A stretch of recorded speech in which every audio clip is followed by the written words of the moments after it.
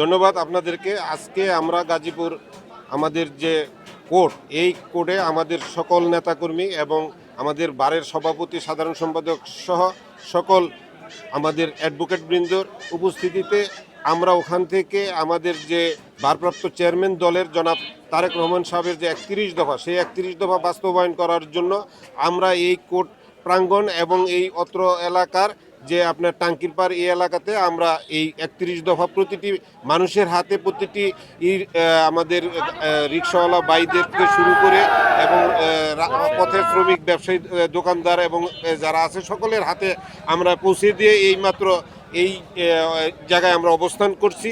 আপনারা জানেন আমাদের নেতা ভারপ্রাপ্ত চেয়ারম্যান আগামীর যে বাংলাদেশ, এই বাংলাদেশ নিয়ে তিনি ভাবেন যে এই দেশ হবে আগামীতে অত্যন্ত একটি সুখী সমৃদ্ধি শান্তির বাংলাদেশ, যে বাংলাদেশে সকলে মিলেমিশে হিন্দু, বৌদ্ধ, খ্রিস্টান, মুসলিম সকলে বাই মিলে আমরা এই শান্তির দেশে যাতে বসবাস করতে পারি, সেই লক্ষ্যে তিনি কাজ করতে আমাদের নির্দেশ দিয়েছেন।